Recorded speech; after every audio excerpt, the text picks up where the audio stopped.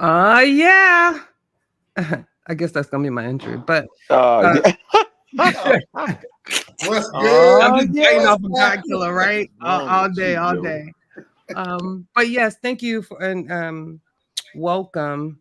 We appreciate you all that are joining us today for this very informative, perhaps sensitive program.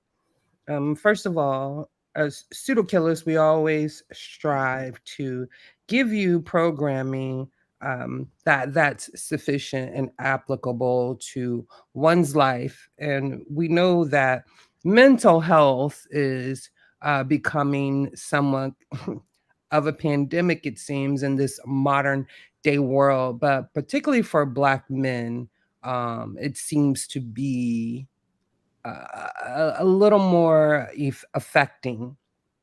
So, with that said, in conjunction with mental health awareness for the month of June, SudoKillas decided to focus on addressing the unique mental health challenges faced by men, aiming to break the stigma and encourage open conversation. Despite societal progress, many men still struggle in silence due to stereotypes about masculinity and emotional vulnerability. This awareness campaign highlights the importance of mental wellness, promotes resources, and fosters a supportive environment for men to seek help and support each other. By bringing attention to these issues, we can create a more inclusive and understanding community where all men feel empowered to prioritize their mental health. This is Strength and Unity, elevating men's mental health. Marcus, Peace, peace, Juju. Peace. God Killer Joel. What's going on, brother? What's happening, Oh bro? man. Everything's all right, man. How you doing? I'm doing wonderful. Yeah, I just wanted to shout out everybody. We welcome everybody always who joined, those in the chat. Gary, glad to see you back with us as always. Auntie Licia, you always appreciative. Grateful for your moderation in the thing. Shango, Lamar, Miss Stiff Pseudo Killer Official, Vasia, grateful for you. So we want to touch on it's men's mental health awareness month. So we're going to try to touch a little bit on some of the things that have to do with men and their perspective and how they handle certain environments in their own mental health. Hmm. Uh, there is a growing crisis within uh, black male that is alarming. So one of those things I just want to tap on before we get into it is from the National Institute of Minority Health. Um, and currently, black men are 4 times more likely to die by suicide than black women. And over the last 20 years, it's been about a 60% increase in suicide rates in black boys. And so, as we begin to discuss it, I'm going to talk about a country in Europe that had a similar situation and what some of the results of that situation is today, so that we can understand how significant it is to have such a different ratio of death between black men and black women. Um, all death, of course, is tragic, but in this case, at this time, we want to focus on some of the issues, some of the things that have plagued black men that may lead to the current situation they find looking at some recent data. So, Chillin' boy, can I add an overall perspective of men in general and what the statistics say also before we go sure. before you go so further? So the statistics, as said for now, also puts men, and this did not specify by race, um, about 1 in 5 men will experience a mental health issue in any given year, including things like anxiety, depression, and substance abuse are the most common. The suicide rate, men die by suicide at a rate of 3.5 times higher than women. And what did you say it was for Black men, Chalimbwe? Um, excuse me. Just what was the They're 4 times more likely to die by suicide. Got it. So it's 3.5 times overall. Suicide is the seventh leading cause of death among males in the United States. Depression, approximately 6 million men in the US suffer from depression each year. However, men are less likely to seek treatment for depression compared to women. Substance abuse, which always impacts these issues, can impact them or be the problem. Men are more likely to abuse alcohol and drugs. About 10% of the men have a substance abuse disorder in a given year. Um, Help seeking behavior, and I think this is one of the number one, how shall I say, roadblockers as far as men mental health. Men are less likely to seek mental health services. Only about 1 in 4 men who experience daily symptoms of depression talk to a mental health professional. And also, impact of stigma. Stigma around mental health remains a significant barrier, with many men fearing that acknowledging mental health issues could be seen as a sign of weakness. Yeah, those are some fundamental um, problems. Chilembwe. Yeah. Peace, Thurman, Mac, Rob, and Todd. Welcome. Um, there's a stigma in the Black community about mental health overall, but it's tied much to how uh, men value themselves. There's this notion that men have to be static and rock hard, and in that perception, they tend to avoid emotional vulnerability, and We that took may that be one of the leading signs. Go ahead, we took Joel. that from when we young, right? Right. So if we understand culture to be um, developed for the survival of any ethnic group, um, you would see how in certain environments in the 1800s, early 1900s, that would be a request of um, survival. Like you could picture that being part survival, right?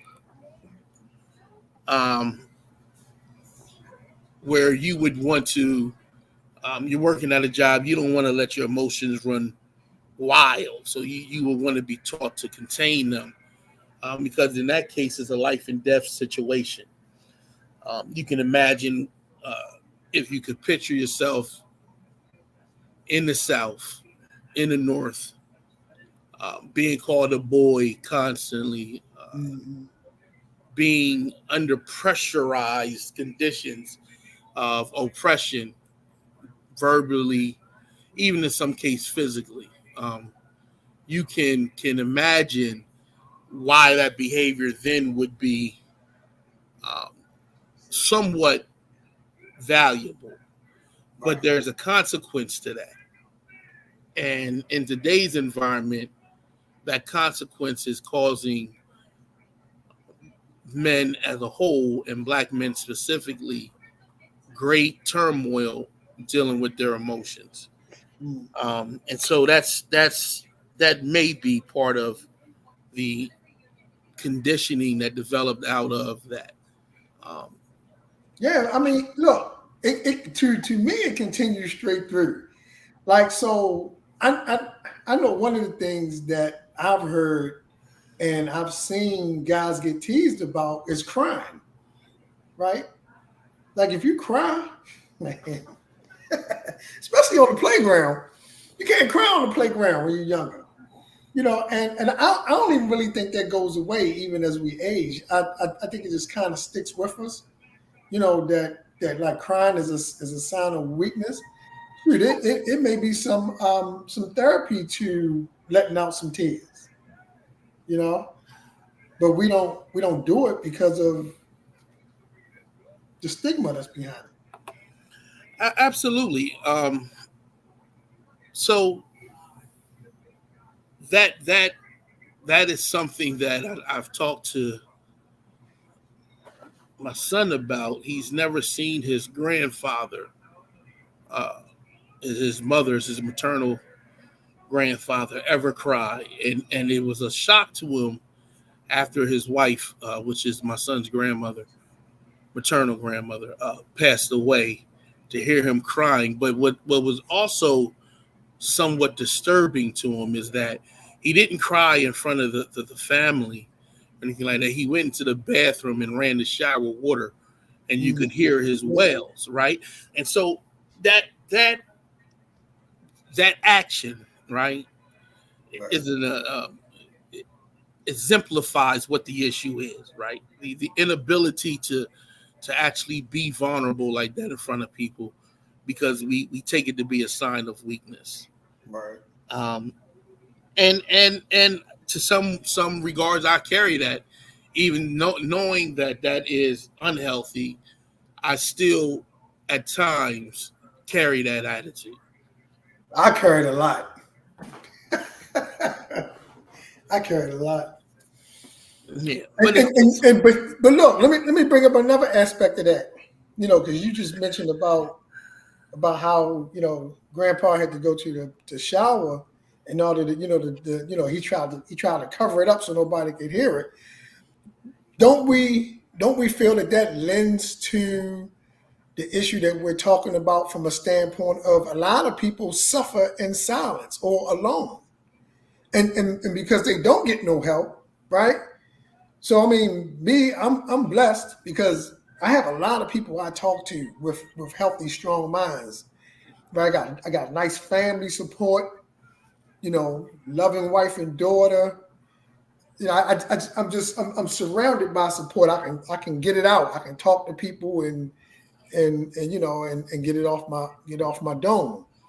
But some people don't have that, right? And so they got to go home by themselves and they got to sit with their thoughts. It can be scary sitting with your thoughts. And then some people, they turn to drugs or liquor, some way to hide it, like cover it, like just like the shower covered it up. They use drugs or liquor to try to drown it out, get it away from me. If that only gonna last for a short period of time, but that little bit of relief is good enough for them.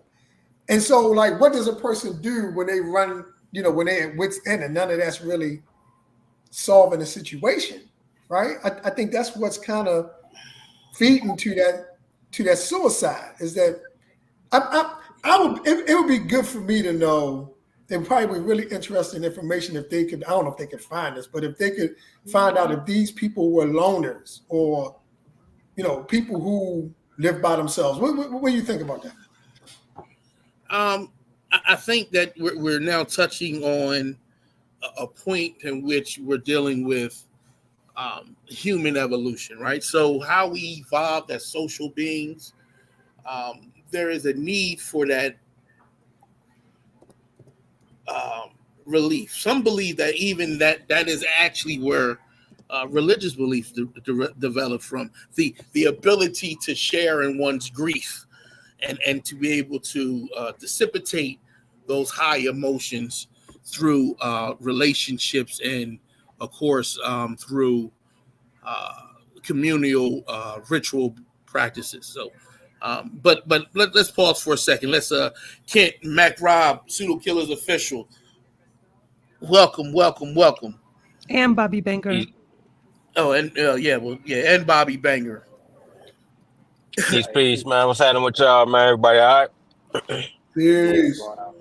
Absolutely. Shit, y'all forgot about me, the craziest nigga. I thought you was already in here, man. I saw you was in there. I said, "Oh, okay, y'all get that joke." They ain't introduced you yet. Hell no. Dude. He said he don't Oh need no man. introduction. He said he don't need no You started. They dove out the window, went into instant lesson mode. I thought I was late, man. Jesus God Christ. Shit. Boy, Jaleme don't be playing. We can get this shit in early. Got straight to it. That's how we gotta do it. Sometimes get straight to it. Juju not camming up. She refused to. Would you like me to demonstrate No, again? hell no. Like a runaway. No.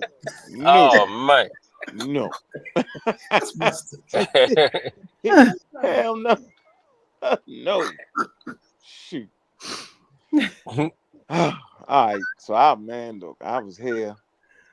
No, so I don't know where y'all was at. I heard growing up trying to cry somewhere. Well, I brought it up that Yeah, a lot that of was people going on. suffer in isolation, and when you get the wits end, when you don't have nobody to talk to, that leads to, at least I feel like it'll lead to suicide or things like alcohol or drug use.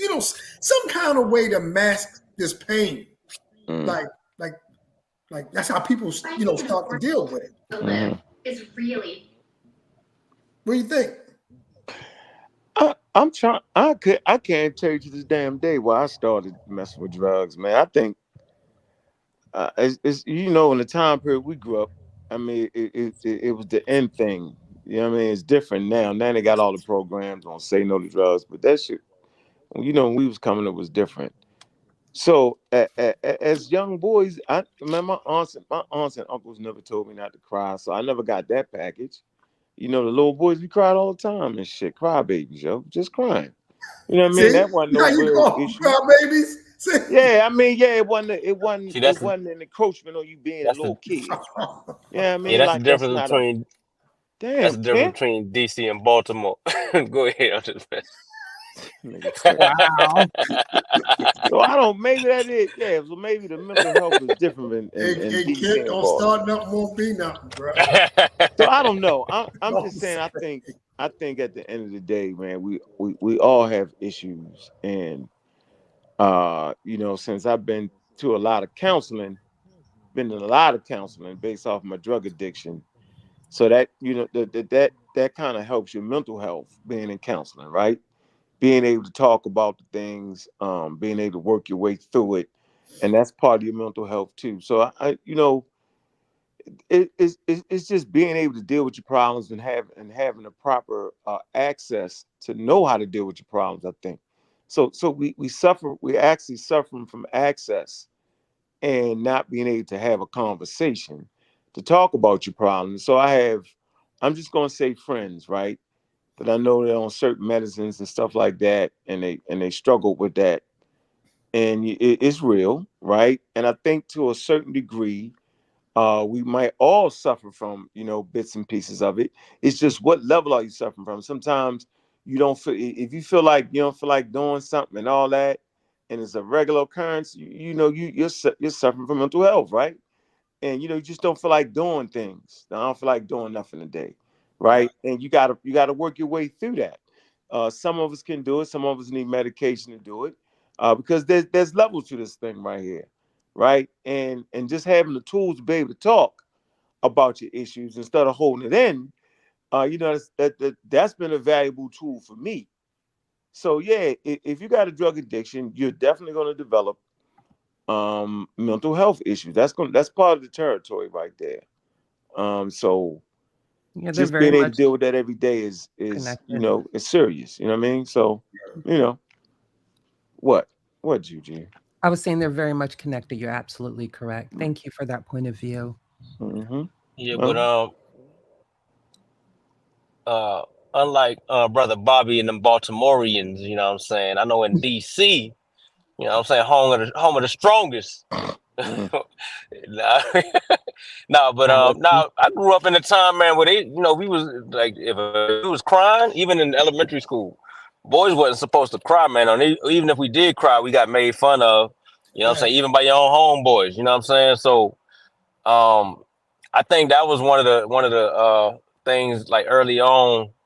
That was the wrong way to kind of to I guess a wrong kind of culture we grew up in. Like men shouldn't cry. You know what I mean? Or you were soft if you cried or whatever. Um, Even expressing your emotions was looked at as kind of soft. You know what I mean? Like you couldn't really show that you had a weak moment or you was vulnerable or nothing like that, or people would take advantage of you as a man. You know what I'm saying? So yeah, I don't know, man. That's like where I grew up at, man. You wasn't really supposed to be expressing all these emotions and crying and telling all your business and all that. You know what I mean? It was just looked down upon back in the day. You know what I mean? And I think as we became adults, it did have a negative impact on our mental health and as far as how we deal with stress and all of that. So Mm, I think one of the main things is just like Unc said, man, having the tools, having access to the tools of how to deal with these things, knowing these uh strategies and how to deal with your problems and your emotions and letting it out, expressing it to somebody you trust and things of that nature. You know what I mean? We all struggle with it, I think, at some point, but it's all about just knowing the techniques and how to deal with that shit. yeah. What about the people who don't have them tools? Or some people who can't even afford it. Some people don't even have health care. So it's not like they're gonna go to a counselor. They don't Yeah, I have mean, yeah, I don't believe that, yo. if they don't got the tools, man, it's just you pretty much left to your own conclusion or solutions. You know what I mean? And we all know that if you ain't got the tools and you go on your own solutions, man, you it can definitely be gonna do something the destructive, wrong right? way. Yeah, Yeah. you definitely gonna make the wrong choices. You're gonna respond to shit the wrong way. My bad, Facts. I'm cussing too much. But you're gonna respond to stuff the wrong way. It's just not gonna end out in a desirable outcome. Right. So Hey, Marcus, I I got a question for you, Marcus. We read the three articles. I don't think I remember seeing this. I don't know if this was in there. Did they happen to talk about the financial demographics of the suicides? Like did they see it more amongst like the poor versus the those who do have resources? Did they Not open that at all? not in those articles, but prior to that, we posted about some of the issues that we're facing royal America. Some of the royal areas um, were Rural. struggling with that because they didn't have enough mental health professionals in their schools and stuff like that. And so, but they didn't give us a specific breakdown by economic circumstances. I'm sure I could find it though if I have a few minutes. But Visa asked me to point out something, so I'm going to point it out right quick. Um, so while we're talking, we're really dealing at this time with more emotional awareness and having a healthy emotional balance in your life. So I want to read some distinctions and then talk about how there's some interplay between them. So mental health encompasses specifically cognitive and physiological processes, including false perceptions and mental illness, while emotional health specifically relates to our ability to express emotions based on the circumstances we are in. Mental health is about how our minds work, while emotion health focuses on the feelings and impact of well-being. We've been through 7.5 lessons about the brain. She had Dr. Barrett has another book called How Emotions Are Made. She breaks down in some ways how those two can have some interplay. Um, so when we talk about the interplay between the two, emotional health is the ability to cope with positive and negative emotions. Being emotionally healthy means managing one's feelings productively, dealing with negative and positive emotions, staying resilient when facing challenging, and preserving one's well-being in a balanced state. Importance of addressing emotional health and mental health discussions is an essential element because it's a prominent aspect of mental health. Not Mm-hmm. addressing emotional health can cause issues that can lead to worsened challenges such as disabilities, unemployment, substance abuse, suicide, and deteriorating quality of life. So, mental health awareness month deals with understanding some of the physiological difficulties men face as men. And part of that play inside of that is how they handle stressful situations and emotional stressors that can lead to and develop into physiological effects. Nice. Mac Rob is also on the panel, and I don't know if he's working, so I wanted to give him a moment to speak his piece. If you have, yes, go ahead. Hey, what's up, y'all? What's going on, bro? Nate Robin in the building. Peace to the chat. Peace to the panel. Great topic. Of course, you know, if I see health in the topic, I got to find a way to weasel my way in on the panel. But just a short story, and then just a little bit of an aerial view of the discussion. My personal experience with it is I actually had an older brother to commit suicide back in 2003. Oh wow. He was the oldest of the 5 boys, so I grew up in a house with all boys. So the crybaby and the toughness, it was all throughout the house, right? And of course, as boys, we all had other male friends, and so we all hung out together, and we kind of reinforced that same behavior, you know, and of toughness, right, and not showing your emotions and things of that nature. I cannot recall ever seeing my pops cry. It's been the same way with me and my son, even though I know better, right? Even though I know it's okay, I it's still been hard to let go of that macho-ness. And this is a professional who actually send a response team to make these behavioral health calls. But the area view is I totally agree that men's mental health is very important. And because of these stigmas and many more, we definitely don't go to speak with mental health counselors. We don't talk to behavioral health therapists or a psychiatrist. I mean, hell, we hardly even go to the MD. So going to talk to counselors is definitely undervalued and underused. And I mean, I see it daily in Memphis, y'all. And of course, the labor workforce that I'm in, which is male dominant, you know, firefighting, the type of calls and the things that we make, the number one killer for firefighters, I think, number one or number 2 killer for firefighters is actually suicide. Suicide, yeah. Really? Yeah. Yeah. Interesting. You know, we make, and I don't want to make this about firefighters, but it's speaking to a large audience of men who are extremely macho. And here it is, we harm ourselves as opposed to going and get the mental health counseling and things that we need. And I will say this now, in 2024, in the course of years, many years previous, you can start to see the increase in mental health services. So this has been good, and you're starting to see more promotion of these services for people to take advantage of. I know with our department, you know, we got at least 4 different access points, even include my insurance. My insurance allows me 10 free conversations with mental health counselors, free. I can just go chat with them, right? And then just to not hog the panel, just one last short story. I actually talked to one before, even with the mindset of thinking, man, I don't need to talk to a mental health counselor.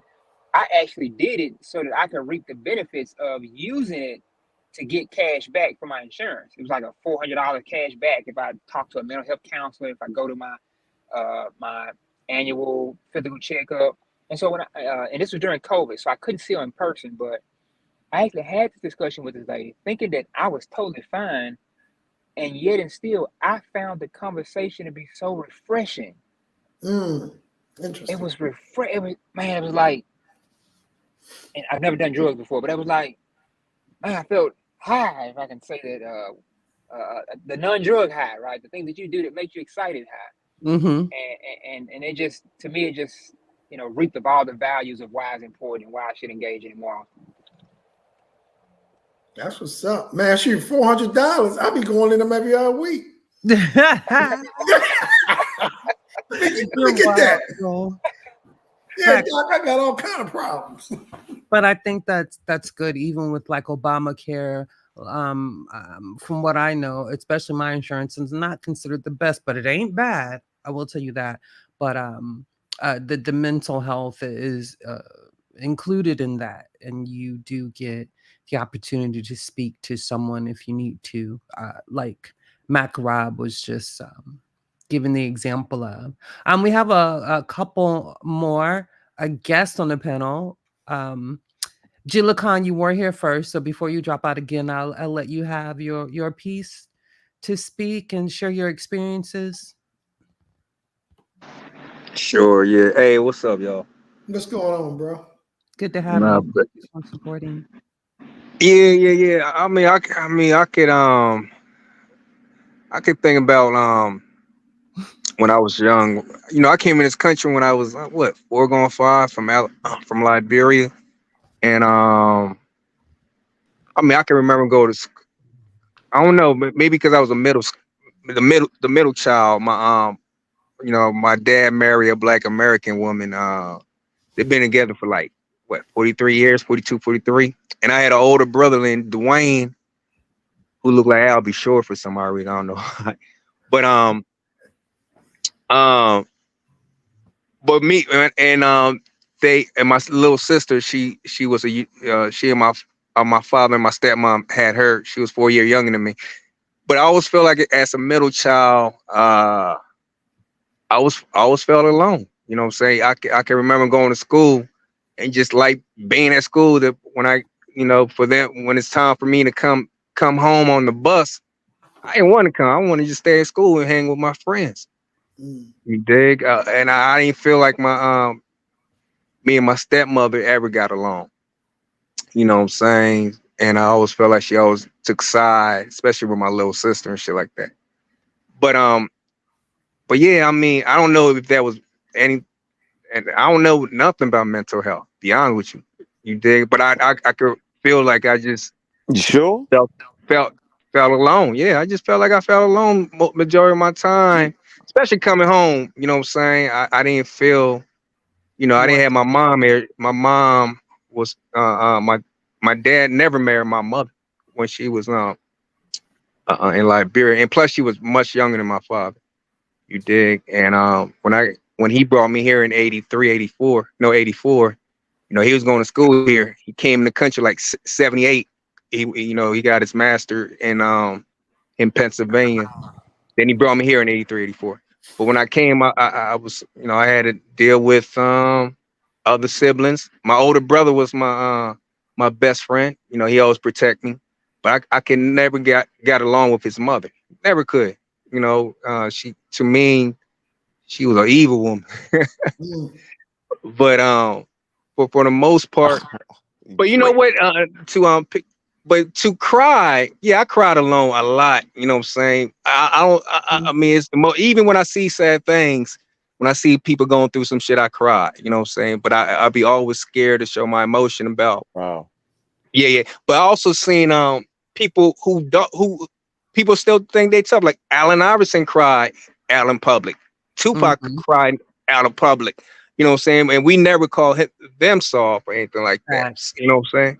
So yeah, but I lay my plane right there. But good conversation. It really touched home when you guys bringing up this topic, though. Hey Thank you. G, hey G, You hey gotta be G, go ahead. hey G. If you stay off the pseudo Black Egypt, yo, that help your Oh, mental don't health, do yo. My name. Telling you, yo, that shit don't drive you crazy, you yo. I'm trying to tell you, You yo. funny. You Them Man, funny. I'm pseudo trying to let will you mess know, up your yo. mental no. health, man. Nah. It Let Bobby definitely, Banker speak. Let Bobby Hey, but Banker it's kind of, definitely. hey, yeah, it's kind of the same to the day though. Like What's that? you can't be crying like getting on YouTube crying and you know what I'm saying? But Like ain't now nobody we about to cry in front of people. You know what I mean? not crying is yeah. a release. You ain't about to cry in Yeah, front of your girl. You know what I mean? Cause she gonna throw it up in your face soon as you. yeah, that's true though. But You know how what I'm we let saying? how Yeah, but y'all how we making let that people shit. like Y'all Allen. making shit up now, Nah, yo. but Shit. Y'all saying how anything. we make, but why Every we make guy I've excuses ever for dealt Allen with Iverson is though? the same thing about They if you cry in front celebrities, of a man. girl, you don't respect us no more. I've No, heard no. that. But Let me say we something. Let me respect say. Allen Iverson and Tupac. Hold on for a minute, yo. Let me say something, man. I'm saying it's depending on what you're crying about, though. You know what I'm saying? Like you ain't gonna break out on the cry because your girl said I ain't fucking with you Hey, no more. Yeah. hey, look. That's not going down like that. Hey, I look. mean, come on, yo. But if somebody, one of your kids get hurt, somebody die, yo, Right. it's all right to cry. I'm just saying maybe That's we was different. Yeah, all that's raised different. in Yeah, a that's different yeah, a don't nobody. different environment, right? I'm telling you, I was raised in an environment where that wasn't like an issue, right? But you're not getting on YouTube and breaking out crying for no reason because somebody made a wild video about you. So it has that there are parameters to Why, it. if their feelings are hurt, why not, Yeah, man? when Chief Ed cried, we were laughing at that. Oh God, that's different. We ain't give a damn about his mental health. Oh, wow. That ain't right. Kick your law. I'm just saying, you know what I mean? He might have been going through something, man. Some definitely got on some definitely got on Thunder too. Oh yeah, Oh, Thunder yeah. cried. Yeah, Thunder cried. Yeah, I ain't even know. I ain't see. I ain't That watch was that. a good 2 weeks worth of jokes. That's wow. Right. Yeah, Well, that ain't had nothing to do with mental health. With a lot to do with Yeah, it being was. ludicrous, yo. Being ludicrous, yo. That was mental, man. That was See what all I'm in the saying? mental. See, we ain't doing that, yo. We ain't in the middle of a Nah, see, that's different. See, now Nah, you're man. something different now, yo. It's You got to say you have can some only cry value when to it. you saying you can only cry when somebody die. That's the only time you No, can cry. that's not. No, nah, that's when you not get what I'm life saying. in I'm saying prison, you're that's not the time to gonna start crying because the conversation didn't go your way. That means you really have a problem, yo. It's something going on, I get what you're right? saying. Yeah, that's all. Crying Come on, for. yo. No, but that's the whole point. So, one example. Well, we got some other people on the panel, so I'm just gonna say this was Chris Harris incident, right? So, that's a prime example of that interplay between emotional intelligence and development and mental health. He had, from what I understand, a stressful situation going on at home, and he tried to do a debate, and it was pressurized, and That's that bitch in him. I don't not believe see, he's just a see that, bitch. He's just and a that bitch. right there is exactly why He's just a Black bitch. men have a hard Nah. time dealing with their mental health. You can't, it just is what it No. is. It's a I think you got hornswoggled on that one, bro. That nigga just a bitch, yo. It's difference. It's a difference, yo. Yeah, bitch. Yeah, but he was going through I don't hate that shit, nigga. his wife had him and his wife had issue at that Whatever, time. yo. Nah, that nigga just got off the bitch. He's getting beat up, yo. What are we talking about now? Stop it. Come on, bro. So listen, that's part of the thing, right? So, Yeah, all right. It's an excuse.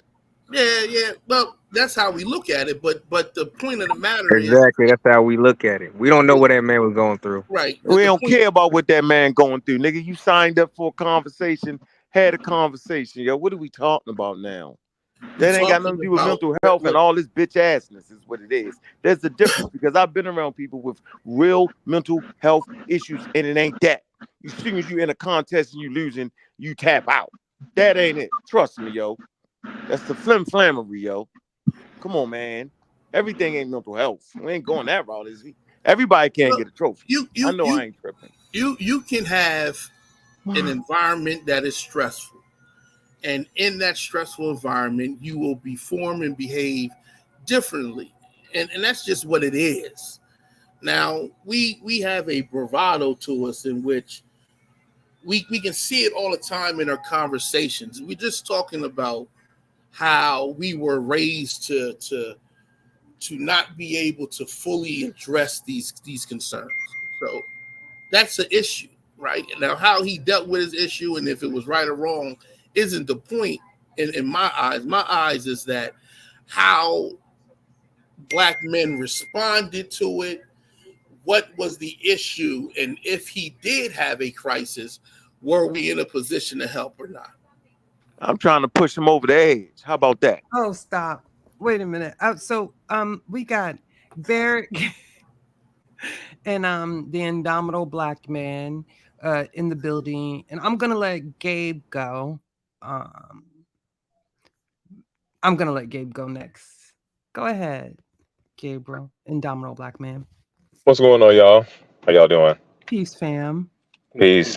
Peace, bro. Peace. We gonna you do the soft parenting, right? Yep. Exactly. I thought I recognized you. I've been following you on what is it, TikTok for a while. Okay. Yeah. Soft parenting. Well, let me for y'all who don't know who I am, basically everything I do is rooted in getting to the root of the mental health issues that plague specifically our community by telling parents what they should be doing with their kids instead, so they're not causing all of these issues that we have to spend the rest of our life trying to unpack and heal from. And I don't think people really get where it starts from. I don't think people get behavior. I don't think people get how everything is like a snowball effect. It's like planting seeds in a garden, and if you plant the wrong seeds, it grows into these large trees with all this fruit of just trauma and maladaptive antisocial behaviors. And I see people when they say things like soft parenting, it always kind of is like an itch in the back of my neck or something, you know what I'm saying? Like that irritant where I don't think people really get what I'm trying to say, or I think people have this misconception about what it really is. And what I really try to get people to think about is a critical way of looking at a child's behavior, looking at how you can do what your parents didn't do. Like for me, I was raised by my mom and my dad. My dad was a Marine. He served in Vietnam. He was a lieutenant for the Atlanta Police Department. This dude, he shot me. He backhanded me so hard, my jaw is still out of alignment. I got a dent in my chest from when he punched me. Like my dad was like, oh wow, psyche abusive, yeah. And everything I do, You said he is from. shot you? He shot me in my chin. Laughed about it. Oh yeah, To this day, that was he will criminal, crack yo. up about it. that's way over the Huh? top.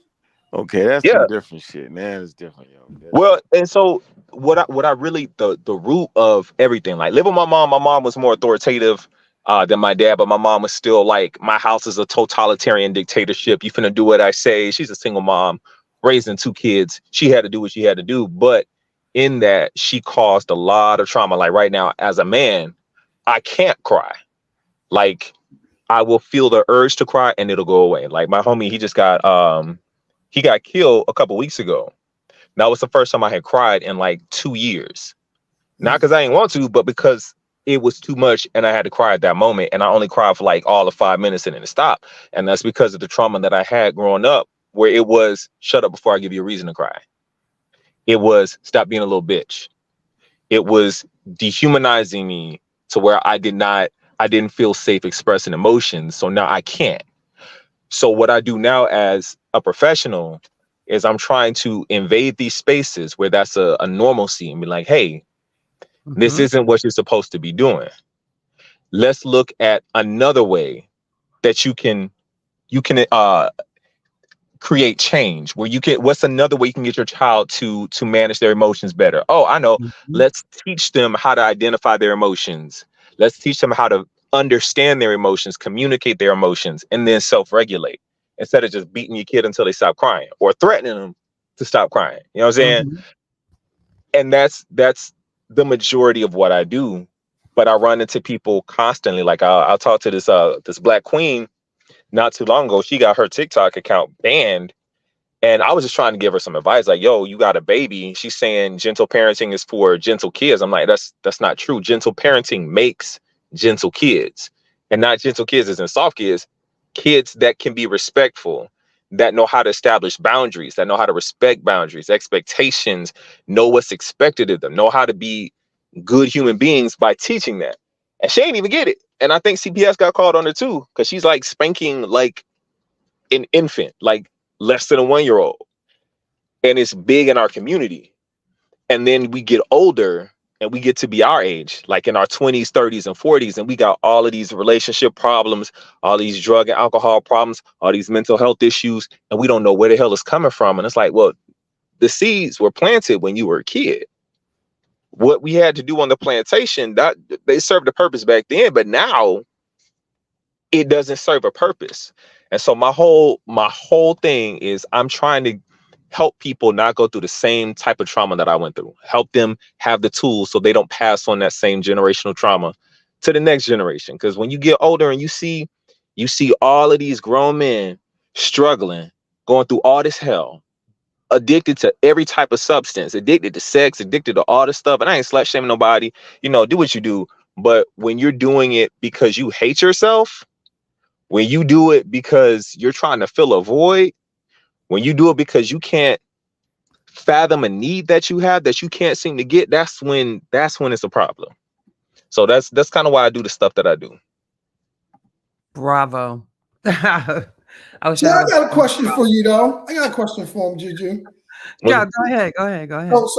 So in the program and the work that you do you try to get the kids to get comfortable with, like finding somebody healthy to talk to where they can, where they can get off their dome, those things that trouble them? Because to me, I always look at that as being one of the major problems, because we all go through something.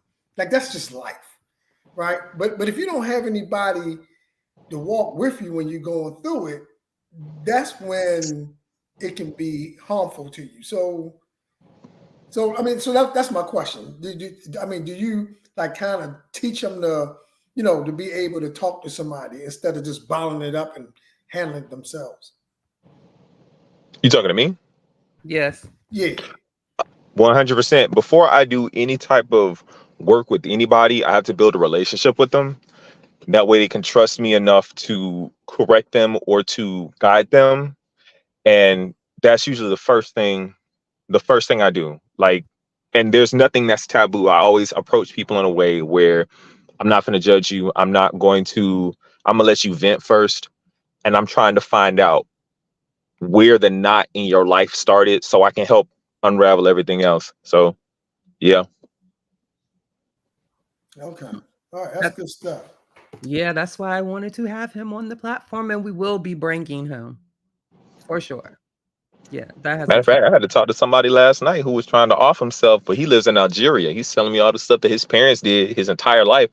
And I'm like, dang, bro. Like, Yeah. I don't know if y'all got like a Baker Act number, but you Yeah. need to call somebody, homie. Yeah, Yeah. I'm pretty sure Chill. Hey, Chill. I think we're gonna go through some numbers that people can use and some programs to get into right before this show's over. Oh, definitely. I know Chill has some, and I got 20. 10 specifically for Black men. So we'll get into that later. Gary, so on the panel. Thank you, Gabe. I already You're knew you would, welcome. because that's what you do. I'm So gonna that's listen to y'all for a little bit, but then I'm also gonna take off because I got a nice cold beer calling my name. you're wow. No problem, friend. I'll talk to you soon. I appreciate you. Gary Barrick, thank you for being on the panel. Thank you for your contribution. One of the newest members to the Discord. Go ahead. This is your time. Yeah, I was just, man, I'm baby of the 70s, grew up in the 80s, and how it was back when I grew up, it was kind of like the others were saying, when you were out at recess playing football and you caught the ball and someone cleaned your clock, there wasn't no crying. Especially if it was in That's front of fact. your friends. It was like you were more worried about your friends seeing it than other people, because they were the ones that were going to jive you, for the next, however many days about it. At least 2 months. Right. But the thing I kind of wanted For to touch years. on was That's basically not something funny. that Jeez. dealing with my dad he was in Vietnam, and a lot of people who are in the either police or military, they go through that PTSD. Correct. And that's something that a lot of people either don't take serious, or the people like my dad, he didn't see anyone about it till like 40 years later. And so for 40 years he was dealing with demons and stuff that happened in Vietnam that either he did or saw. And it's like, there's not always an awareness for our veterans and our people who come back from war and stuff, like to get mental health for the stuff that they saw that went on over there. Yeah. And that's all I wanted to really add about it. That was just a different aspect to the mental health with people who've had to deal with serving, our country and dealing with war. Agent Orange was also a big issue. My stepdad, he suffered because of his exposure to Agent Orange. He was a very violent man. My mother was very good at protecting me from him. She only suffered from the violence, and then we were gone. Like she didn't stay. Okay. And yeah, so Smart move. yeah, I mean, immediately like planned it out where what she did, she picked me up from school early, and we were moved like that. So, you know, but Agent Orange, PTSD, for being in the military, yeah, that's a lot, and I think they've had some issues with dealing with those with mental health, and they too have had to catch up, provide services or whatnot because of the suicide rate and the rate of the abuse from armed servicemen and policemen. Yeah, so and I'm so I've heard these facts, because I'm a criminology major, and even though you hear some of the reasons because of the culture created around, the macho man stereotype and everything, but The macho man. yeah, you know what I'm saying. But it's I still Tough want to guy. be a macho tough man. guy, yes, but it also that spills into how do they treat their wives, the women in their lives, their children. Is That becomes a problem. So, yeah, and that's the problem. Sosa, mm. Sosa is on the panel. Uh-oh, here comes trouble. Yeah, boy. See, you affected my mental health with that comment right there, Joe. Trying to tell My you, bad. Come I'm up with a sorry, my peaceful brother. atmosphere. That's how we hear. I'm sorry, my brother. I apologize. Yeah. I think I'll say my piece on like this. Mental health is something. First, you have to identify what you're experiencing is mental health. Like that's Mhm. that's probably the most difficult part of it. You know what I'm saying? Because you're you, so you tend to think whatever you're doing, well, this is who I am. If I lose control and snap out, I mean, that's man, that's how Jason is, bro. That's just how he is. So I'm saying you have to be able to identify, man. I am having anger issues. You know what I'm saying? Or and part of depression is you don't understand what depression is. You know what I'm saying? Mhm. So you have to be able to identify these things first, and then once you identify them, then you can go through the process of seeking that help. You know what I'm saying? Me, I don't regularly make myself available to people. You know what I'm saying?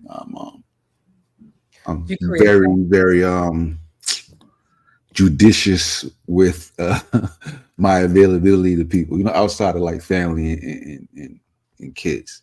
You know what I'm saying? That's how I deal with it, because I like to be off, and I feel that's good for my mindset. Just have my own time to be off into my own little brain, my own little world, and just enjoy it like that. You know what I'm saying? As far Yeah. as crying in public, look, that's always going to be kind of tough. You know what I'm saying? Yeah, it don't add up. Yeah, Oh that's what I gosh. mean. Like, I'm just being real, bro. Like, that's always gonna be a tough thing. You know what I'm saying? Especially for men. It's always gonna be a tough role. I think as men, we mostly if we do cry, it's gonna be, you know, men say they don't cry and they cry in silence, like when them by themselves. You know what I'm saying? And they be like, I ain't even crying to How come you. it's You tough don't for do how it in come front it's of tough for people. men and not tough for women? Well, Yeah, how come yeah, that? right. You don't do it in front of people. You know what I'm saying? When you by yourself or something, when you know what I'm saying? You feel me? Coast is clear. You might, you know what I'm saying? You know what I mean? Let it go out. But yeah. I land my plane right there on that. Thank you. Chilimbe. Or if anybody has anything to respond or add to that, I won't and respond. I won't then I'm gonna respond. give it back to Chilimbe. Go ahead. So y'all don't think it's a am I tripping when I'm saying, yo, that there's an appropriate time and place for crying? So if you're gonna cry on YouTube, just get off the fucking live. And then cry. What You if know the what I'm saying? emotion Like, just come hit on. you? What if the emotion just hit Nah, you? come on, yo. Listen, I don't listen, think I've bro. ever cried. No, listen to what I'm trying to y'all playing right now. You don't see Okay. nobody on ESPN break out and crying, nigga. They be Right. like, cut the cameras, nigga. You messing up a Shannon $1 million did. show. Shannon did. What's Shannon Show? Yeah, Shannon Sharp, man. You Oh, yeah, he was leave crying first because take, he was leaving, right? leave first take. Man, that's different, man. That's tears of joy, Okay, man. well, you got it. What you talking I about? ain't Well, talking make it. about that, man. When's a good time to cry? Oh, you gotta lay it down. Yeah, Pop. Let me lay this down for you, man. all these Yeah, stipulations break it over down. here. I'll break it down, brother. Let me break this down, man. Let me Break tell that. y'all. Let me tell y'all something, man. Oh, like you only can cry if you lose more than $20. Let me tell y'all something, man. If you're in the middle of a damn debate, nigga, that ain't the time to start crying. Okay? Okay, not doing a debate. Not in the middle of a damn debate is the time to stop Okay. crying. People that pay their damn money, they crowd in the room, they want to see it, and you start crying just to leave. No, we're not doing it. In the middle of making a YouTube video, start crying about I'm an outstanding citizen. I think that was Chief X, right? That's not time to cry right there. Oh, you can't do that though. You start crying. You can't I cry tell a right person there. when to Yo. start crying. Yo, you can't be Chief X and start crying, yo. Chief X can't cry. Chief X can't cry. He definitely can't cry. You Okay, don't so even care at that point. That point, you don't even care. You know what I mean? He just be the most insensitive nigga. So you be like, nah, they done made up so much shit. You be like, nigga, I want to see you cry, nigga. So no, you can't cry. All right? Yeah. So them two dudes right there, they definitely can't cry, yo. A nigga might give me some space to cry. You know what I mean? We can talk about it live on the air, nigga. You can't talk about it. If you got space to cry, you can talk about it. Yeah, I definitely got space to cry, yo. Wow. Because I be crying to stop from going back to my old ways. That's why you see me crying. I cry. Yeah, I don't want to. Yeah, okay? That's frustration then. Okay. It's for it's a lot of being around the community for this many years, yo, and seeing a level of ignorance, and then trying to actually bring some semblance of reality back to the people, yo, and just to see people that you thought was actually on that same path, yo, to just undermine that shit with complete pseudoism and foolery, yo, it's enough to make your motherfucking ass cry on the live, yo. So I be going through them mental health issues with these niggas. Like, I don't understand what's the big deal of understanding your world, yo, based off of using expertise. We all know the whole world worked that way. So if you got mental health issues, you go to a fucking expert. You don't go to some wild ass life coach making up shit. You go to the professionals, bro. Right? You don't know if you got it though. You don't know if you got it. You know, like it's not like everybody could just readily identify. Man, I got mental health issues. I don't think it works like that. No, it don't work that way. But I mean, but when you do realize you got a problem, yo, you go to the experts. And I'm making this point because expertise is essential to valuable communities, yo. It just is, yo. Having people that really understand what's going on is important, and people chip away at that shit all around us, yo. And that's enough to make a nigga cry, yo. So if y'all see me break out crying, y'all know why. But let me ask you this though: don't you think, like, if a person goes into crying at what you may consider an inopportune time, could be viewed as a mental health crisis? Yeah, I would think that would be it. Yes, I would. So their crying is you know what I'm saying? So you can't say, why are you crying? They're having a crisis. Yep. I understand that. Yep. And then I know. I'm like, okay. Yeah, you're right. Yeah. So I'm just telling you, if I break out crying while I'm crying, y'all already know what the answer is. He's tired of these niggas. Yeah, I'm gonna hit the X button. I'm gonna hit the X button. You'll get out of there, right? Well, I think I'm gonna bounce too. Everybody may respond differently to different circumstances, and so the way one person may view it, it may not work for another person. That's why we're all individuals. Why we all have different experiences. No one views the world the same way at the same place in the same time. That's uniquely yours as an individual, and so that leads us to people responding differently to different things. There was an existential crisis that took place for the most part in black men. In all men really, but mostly in black men, and that was when Kobe Bryant died. When he died, I seen men I've never thought. When he died, I seen men I never thought to show such emotional responses really have a rough time. We seen Players and fans alike literally just bust out and cry in the middle of streets. It was a crisis that brought about, I would say, men's mortality. The fact that at a moment in time anyone can go. Right. But the thing that was somewhat troubling was not so much the man's response, but the rest of society's response about it. It was a lot of memes. I'm sure we've seen the Jordan meme with him with his face all balled up crying. That became somewhat ridiculed. Like if somehow we became ridiculed for that response. Not we. I'm saying black men in general. I didn't have that response per se for Kobe Bryant, but my point is that we don't have a good relationship with mental health. Like our culture in and of itself just doesn't deal well with mental health. And I'm not sure if there's an easy solution to that or not.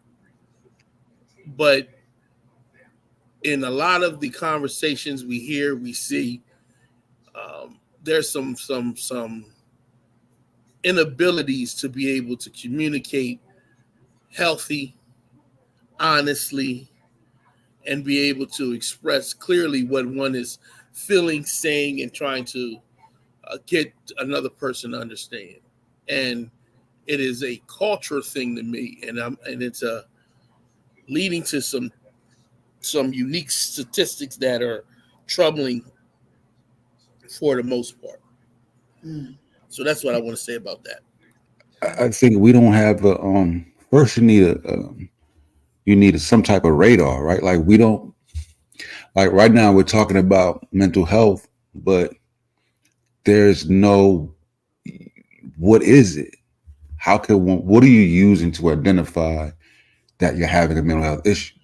So it has to be like a radar, a list of things, a thing that you're looking at so you can see, you know what, I'm going through that. Yeah. Maybe I'm having that. Now you can start to actually look into yourself and examine that. But if there's no radar, if there's nothing to you to look at and see or list and understand it, because like I said, I suffered through depression, and when I was going through it, I didn't even realize I was going through it until I saw something and study depression. I was like, man, I'm saying, it's like you see yourself as yourself. So I'm saying you don't really identify what you're having as a mental health issue, because like I said, if somebody's doing it, you say, well, that's just, you know how Jason get. Right. Man, that's just John, man. I mean, Billy be tripping, bro. So I'm saying you don't really that's a see good point. We should have a show and read through the symptoms then. Right. So Sosa, you actually hit the point that I was going to touch on, man. And I know that we kind of talked a lot about, as it relates to mental health, we talked about crying, but there's much more to men's mental health than just, finding the vulnerability to cry. It's the overload of stress, period. It could be you trying to take on too much of a load around your house or on your job, or, it's usually some acute stressful event that you can't handle over a long period of time, that can, or it could be a significant, a significant single event, the death of a spouse or a divorce, but you made a good point about being able to notice the signs and symptoms that you're actually having a mental health issue, right? It's, are you more irritable than usual? Does your heart beat a little bit faster than normal? Are you having difficulty sleeping, difficulty concentrating? Are you socially withdrawn? These are some things that you may see in yourself that may lead you to recognize that, hey, I'm not the me that I'm used to being. If you're not finding the wherewithal, the energy to do things that gave you life, or those things are no longer interesting to you. Those are telltale signs, and you can also see these signs in the people that you know and love. A major sign of somebody who's experiencing major depression or even potentially suicide is they start giving away things that they would never give away. Somebody's giving away a picture of them and their or their most prized possession. There are definitely signs and symptoms that you can look at and notice that can clue you in that somebody may need an intervention. And if I can just throw this last little dart in here before I give the mic up, y'all type or somebody write down mental health first aider. Again, it's called mental health first aider. That is a course that you can take as a layperson that will help you to be able to identify mental health issues with yourself, a friend, a loved one, and then you can actually go get them the help. It doesn't make you an expert. It just makes you the first aid version of somebody who would notice these signs and symptoms. And please note that mental health issues will eventually manifest themselves in the physical. All right, because mental health issues, it's difficult to see them, and as you mentioned, so if you don't understand the clues, it can get looked over by not only yourself but the people around you. And there's somebody who's probably around you right now that's on edge. That if you don't recognize those signs and symptoms, because if you got somebody having a stroke, you can see it. Somebody having a seizure, you can see it. They're having a heart attack, they're gonna clutch their chest. You can see these things, but with mental health, you have to notice clues as opposed to those objective findings that you will see for physical ailments. So. Right. Absolute facts. Absolutely. Yeah, and I shared mental health first aid to the audience. Go ahead, Marcus. And I think next we want to get into how can we change the culture and resources and whatnot. Following up on Mac Rob, of course, who's always excellent when he joins the panel, Pseudo Killer official. I'm going to read something from the Anxiety and Depression Association. Anxiety and Depression Association of America. That's going to go through some of the warning signs and some of the things that are unique. One of the things we want to say is that men and women can develop most of the same mental disorders and conditions, but may experience different symptoms and develop different coping tools. When depression occurs in men, it may be masked by unhealthy coping behavior. So some of the symptoms of mental health disorder in men may look like this. Mac Rob touched on some of them. Escapist behavior, spending a lot of time at work or on sports away from normally doing things. Physical symptoms such as headaches, digestive problems and pain, misuse of alcohol and or drugs, controlling violent and abusive behavior. We definitely touched on that. Anger, irritability or aggressiveness, inappropriate anger, risky behaviors such as reckless driving, noticeable changes in mood, energy level, or appetite, difficulty concentrating, feeling restless or on edge. Both men and women can experience these, feeling sad, hopeless, empty, feel extremely tired, have difficulty sleeping or sleep too much, not getting pleasure from activities usually enjoying, suicidal thoughts. It says, although women attempt suicide more often than men do, men are more likely to complete suicide. That's because use methods that are more commonly cause death, such as guns. They act more impulsively on suicide thoughts and show fewer warning signs, such as talking about suicide.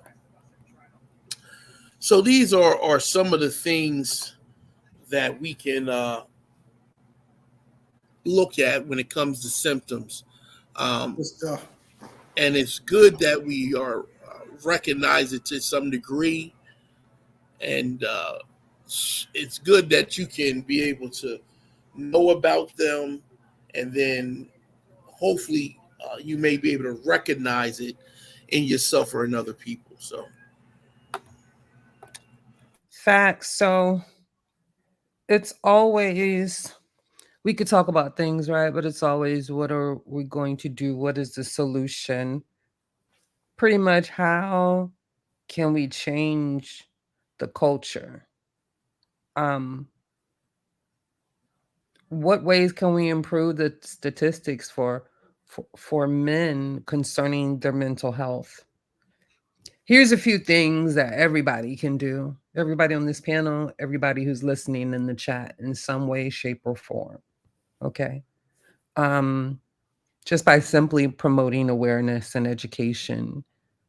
That simply could be, having a conversation, with the fellas, and sometimes it's healthy to point out dysfunctional behavior, and dysfunctional behavior that not crying when you need to, and it could be in private, but it doesn't need to be alone per se, especially when you're going through vulnerable times like a parent dying or a child dying, or something like that. You need a healthy support network. Like, you need trustworthy friends, right? And different things like that to tell you that it's okay to cry, let it out, don't hold it in. And that is promoting awareness and educating in a sense, right? Because you're also teaching what is appropriate behavior. It's appropriate to cry if a spouse or a child has died, your mother, your father, right? Holding that in only creates a type of distress. I don't like to say stress, because there's two types of stress. There's eustress and distress. And actually, eustress can be healthy, but distress, especially in the African American community, can lend to health issues. And that got into challenging stigma, right? You always want to work to break stigma associated with men seeking help. So we're not professionals. So it's one thing to try to advocate what you know in general, but it's another thing when you realize that someone is too far gone and that you are not a mental health professional and you cannot provide the necessary tools to really help them. And that might even go deeper. They might actually need a psychiatrist. They might need to be scribed anatropic excuse me, psychotropic drugs to help them get through their depression or whatnot. So no, be a good friend and be honest. If you see someone that's in severe mental distress, they might need to see someone. For me, anecdotally, we dealt with this in a family, having to Baker Act a family member. I'm not laughing because it's funny. I'm laughing because I just I I thought most people handled things like that. Like, when you can no longer help them, then you get help for them. And when you think that maybe, they can be dangerous to themselves, or it, especially if they're butt naked running down the highway. And that's a true story. And they can be a danger to themselves, and you have to take other precautions. That's just the facts. And the stigma, I find, especially in the African American community, we're ashamed to talk about it.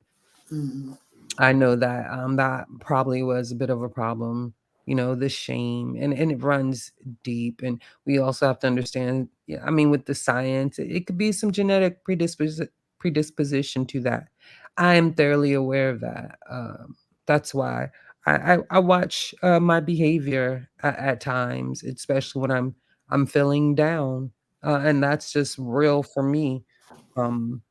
Because I've thought about at times to have to, and I know I'm a woman, this is a man, but giving the personal, Yeah. That's what I thought. Yeah.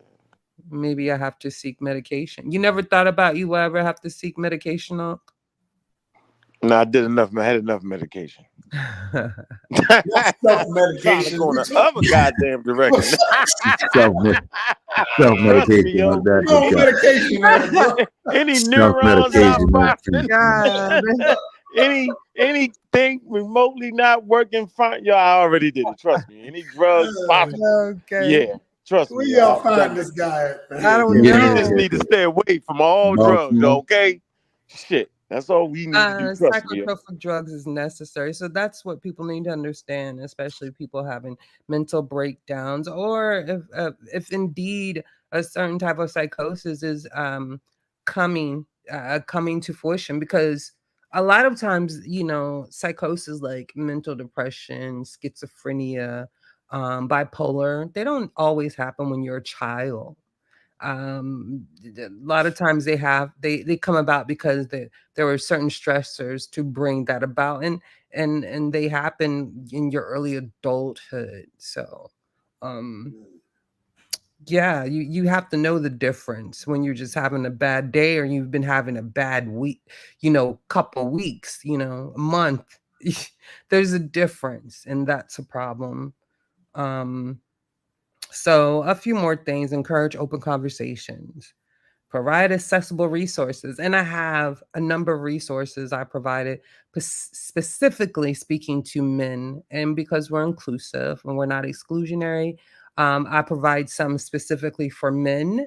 And then I provided some for Black men in particular, because I think our intersectionality speaks to a multitude of problems, and our mental health.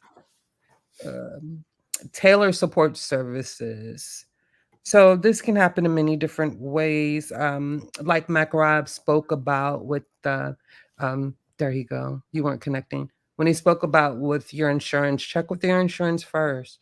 If you don't have insurance, um, you can check with your Department of Health, or even asking, say you have a child, even asking like the counselor at your child's school. If you don't know where to go, like find someone who's in close proximity, who's close to that, like a counselor at your child's school. They'll be able to tell you other resources that are applicable to you, as a man, that would help. um we talked about this during the brain show, promoting a healthy lifestyle. We talked about what lends to a healthy brain, and physical activity, getting outside just to get some fresh air. Just by that, not being isolated all the time, not being by yourself all the time, eating well, but getting the exercise so your brain can function better. So those important, what is it, neurotransmitters can kick in. Those endorphins and different things like that can be readily present, making you feel the best that you can possibly feel. Um, Involve your families and communities, and this basically means creating a village around you, and people that you can trust, good friends, honest friends, trustworthy friends, and family. That's important. Mm-hmm. Advocate for policy change, and I think this is important. So if you see a problem, whether would it be in the school system or at your job, you know then I think it's your duty to advocate for some change or whatnot. And also role models and champions. And this speaks to younger men. Find healthy, older male role models, that can, lend you some advice because of experience. If that alone, you know, um, and I think this was a great panel because a lot of you got on here and spoke about to your own personal experiences, and I think that's pretty much the direction.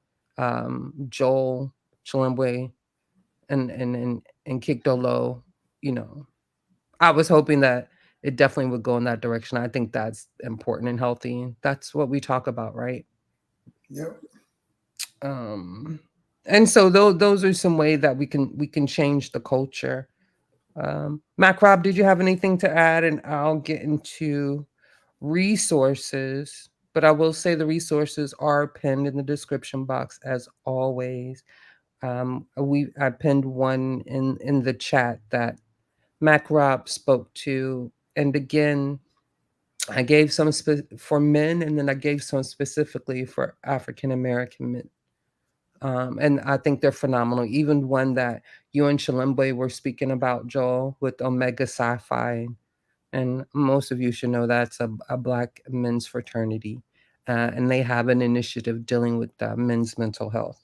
Yeah, brother, you're on my mind. Exactly. I thought that was fantastic. Mm-hmm.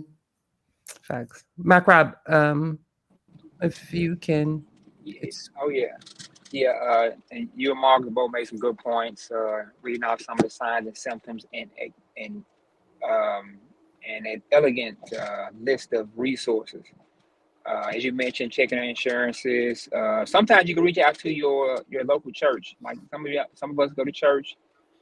Some of those, some mental health professionals may actually be in the church audience. Um, you may also find some health clinics in your neighborhood that may have a social worker or somebody that can probably link you up with some of those resources as well. And then, as you mentioned, checking with your local or state health department to see what's available in your area or neck of the woods. But I definitely advocate that, hey, take your mental health, and y'all probably can tell I'm passionate about this because this is what this is what I do on a regular basis. One of the things that I do on a regular basis with my department. But anyway, um, and I've been having these discussions with more African American men specifically, and actually had a debate about if it's actually a real issue. But I highly advocate that we take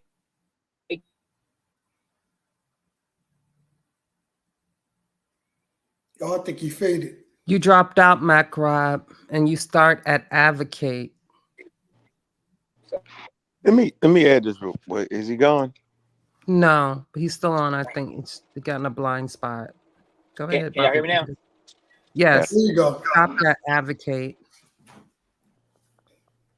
Can y'all hear? You go to your mental health counselor, your mental health, get your mental health checked just as much as you get your physical health checked. They go hand in hand. Mm, Get a holistic view of what's going on with you and take care of yourself. Okay. Good stuff. facts. That's good advice. Let me I want to finish with this, Pete. That's actually great advice. That we never think about it when we get our checkups. We never get a Facts. mental health checkup. Let me also I would like to say don't medicate yourself. All right. Go to the experts, go to the professionals and figure out what's going on. Facts. They got the new trend going on Great point. with life coaches and all that. I suggest you go directly to the experts.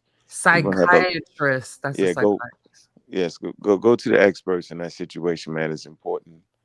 Help you get it through. And group conversations are important, right? It actually helps you, to talk over your problems, right?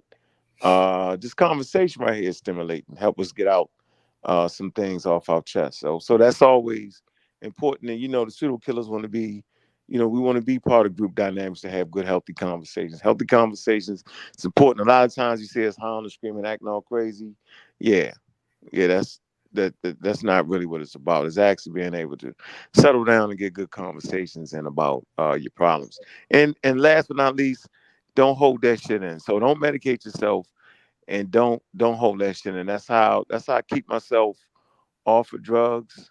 The alcohol is a drug too.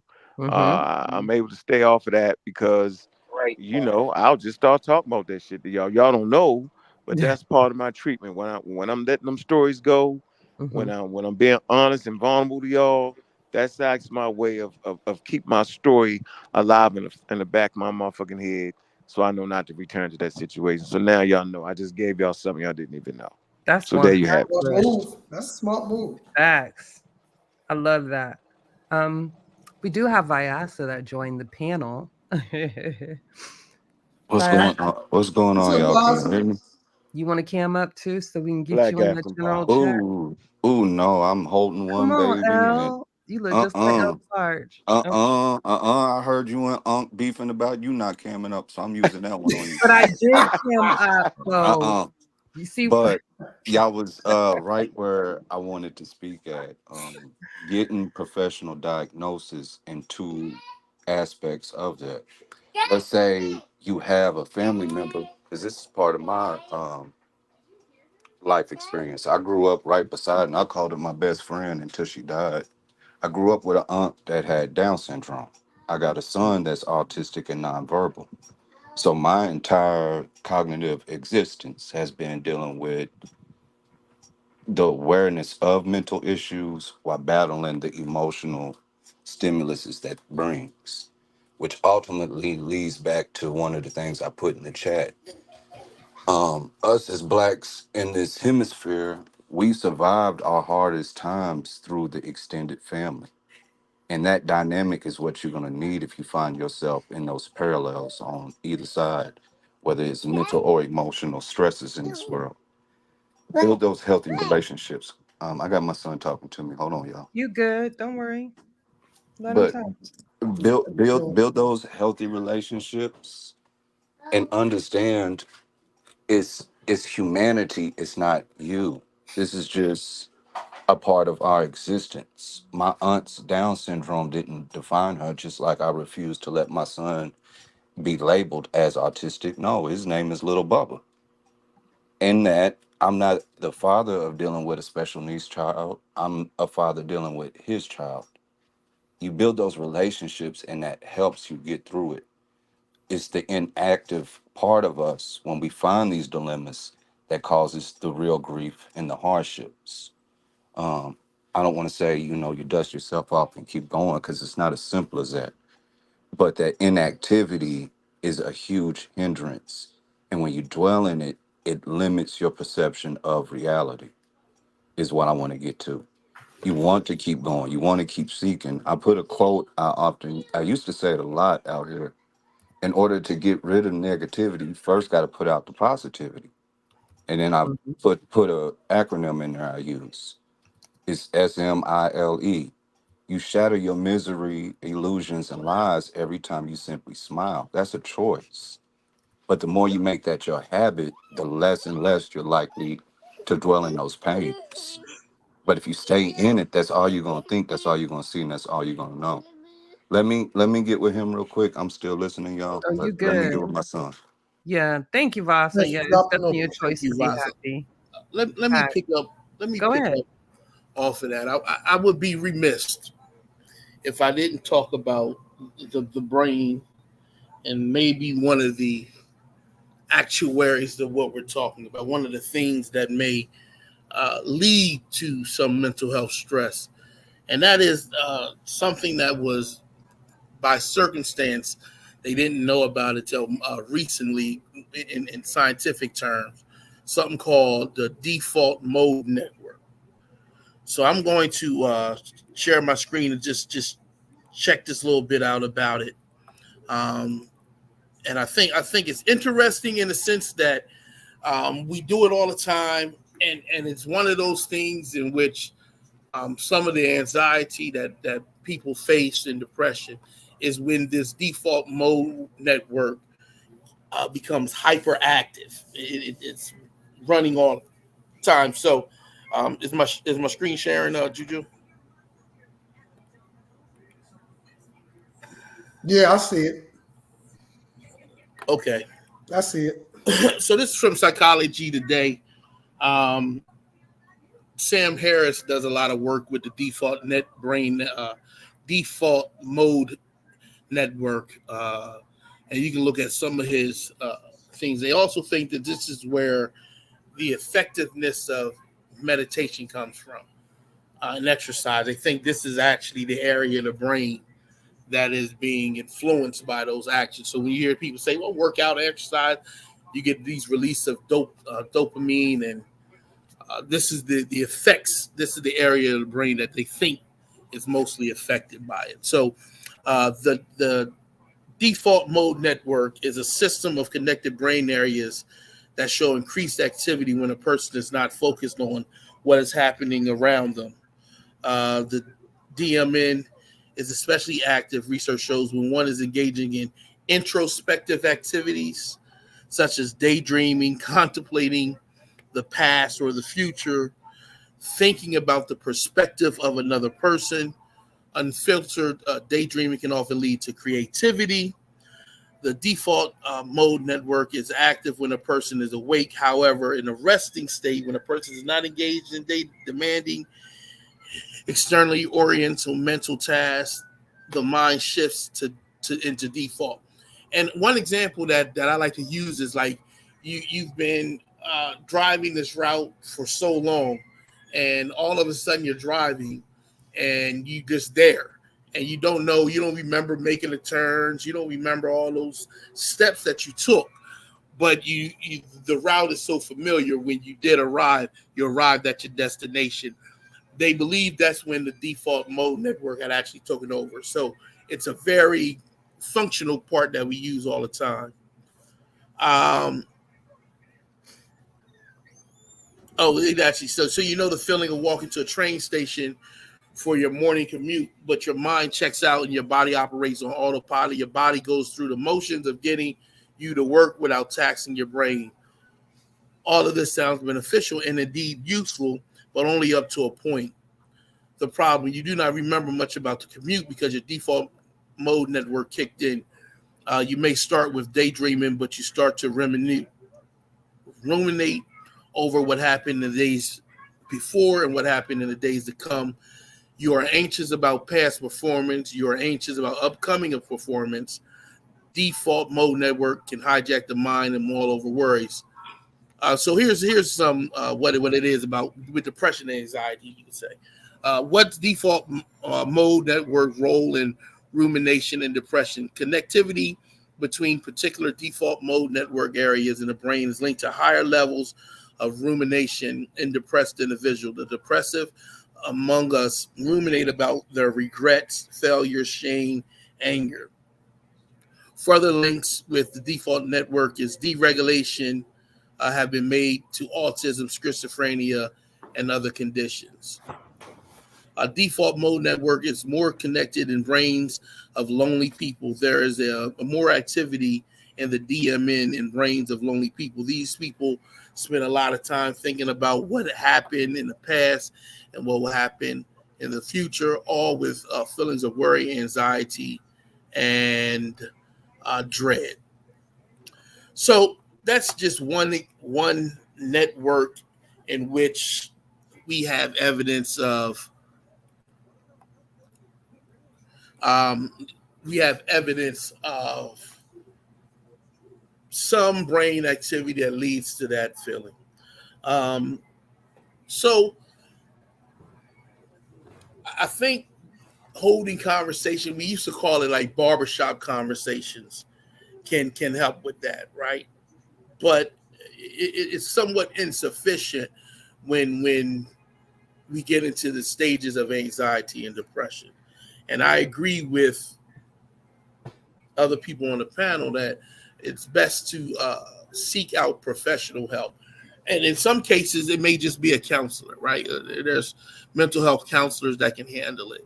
And in other cases, you have to go up the chain of professionals dealing with certain things like manic depression and things like that. So I think this was a good discussion. I think it is a good discussion. I think that we should probably have a little more on this subject, where people are able to just express themselves. I was glad that Indomitable Black Man was able to hop on and share his experiences, and I look forward to further conversations with him. That's all I have to say for right now. Absolutely. If anyone have anything else they want to share before I get into resources. I want to encourage people, if you see somebody, if you know somebody in a mental health crisis, dial 988 rather than 911, because the police might show up and panic and shoot a person.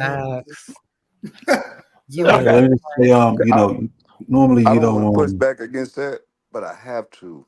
With my son being autistic and nonverbal, when he was about 8 years old, I went and made him an ID and took it to the police station and the fire department to prevent that very thing because I feared it happening to him being a young black male.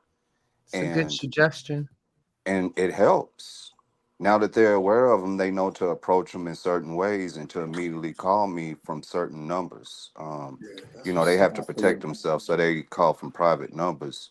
Mm-hmm. But if he was to happen to get out, I know, you know, hey, this might be them. So I answer, if y'all get where I'm going. Oh But I yeah, get what you're that's saying. I smart. get what you're saying. And that's kind of one of the things I wanted to highlight, just historically speaking. When you, if there was a way for us to see all of the history of humanity, you would see how often men have expressed themselves emotionally or mentally.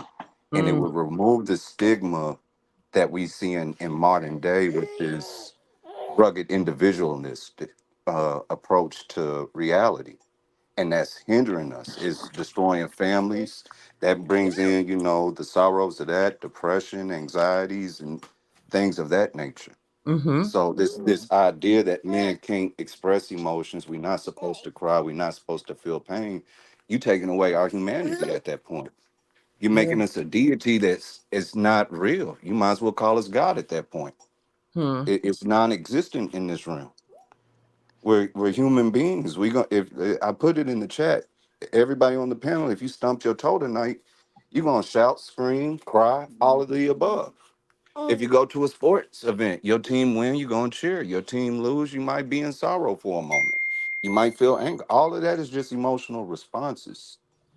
What's important is having the discernment to understand your emotions, to get past your emotions and keep making wise decisions, whether it's call out for help for yourself or a family member, or come up with a solution that could aid yourself and family. So Right. I didn't mean to get too Let long me, winded on that one, No, but that's yeah, good right let me there. just say this. Like, most people ain't gonna start off with a professional, right? So, just more people are comfortable with expressing themselves. Some people are comfortable telling you how they're doing, how their day went, what they were going through. It's those other people that may not feel so comfortable. So, make a habit of just, asking, hey man, yeah, hey, how you doing, bro? Good?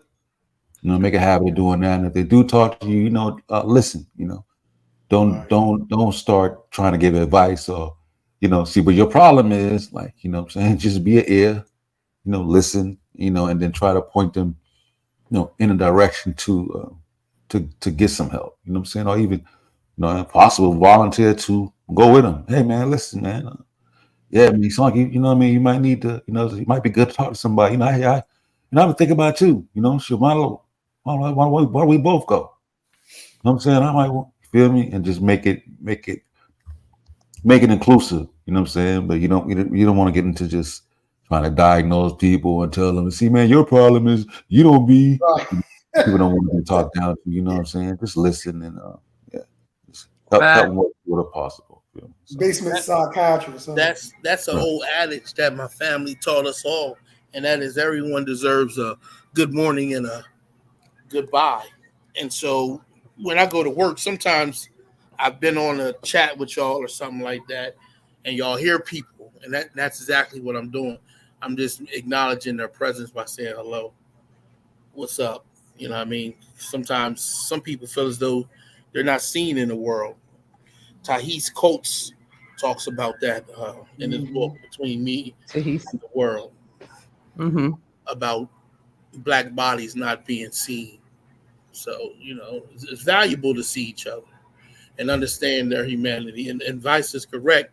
If you have a child with that or any type of severe mental health, it's good to already inform the local authorities of the possibilities of that. Absolutely. But All unlike right, peace, y'all. I'm gonna slide out. I'm gonna listen in, y'all. Peace, y'all.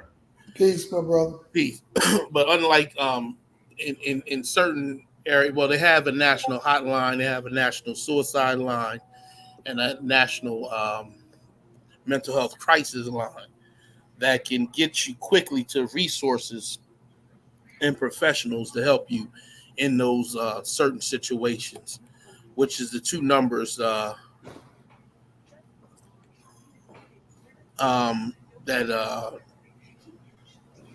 Joel was speaking about. All right, Juju. Hey, Juju, Sir. got one last point. Okay. Then we have Sister South on the panel. I Go mean, ahead. sometimes, man, just slap the hell out of somebody and cuss somebody out and get it off your chest, man. That relieves a lot of mental pressure. Trust me. Trust me, yo. See, I mean, come on. I used to always suggest boxing for men. At least send us to the big bag in the gym and beat on That's that. what I'm saying. The big bag at the gym. And look, Yeah. sometimes you shouldn't hold your anger in, yo. Just release that pressure, yo, on somebody Yeah. that's really wrong and really did some things, man. You can step to them, yo. You feel much better the next day. Like, man, got off my chest. Yeah, Oh, until they boy. turn around and slap you back the next day when they get that strength back up. You in that grind, how you say you're in the middle of the street out there grinding it out. Then you did it. So that's what's wrong with all the gangbangers, huh? That's what's going Exactly. down. Yeah, all that Mm. bullshit. I don't Interesting. know if you see me put it in the chat earlier, but that was the very definition of chivalry. You know how they say chivalry is dead and they apply it to romance, but that was the code of ethics amongst your warrior class. It was a European ideology, but the idea was to master your emotions just as much as you mastered that battlefield and knowing when and how to apply which one you need. Because you can't just go off and kill everybody. You're gonna need somebody eventually. You get where I'm going? Just like you can't bow down to everybody. Sometimes you're gonna have to lay them down. Not to promote violence, but hopefully y'all get where I'm going. Where we going with this?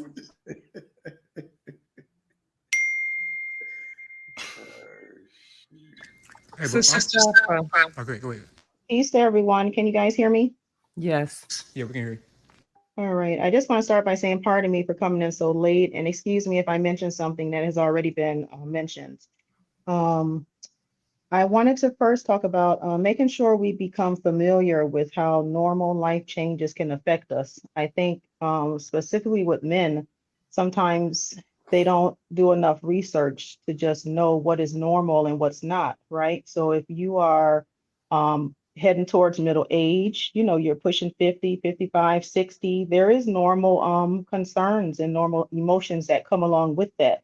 And just acknowledging that whatever you may feeling is normal, and then proceeding accordingly and how to address that.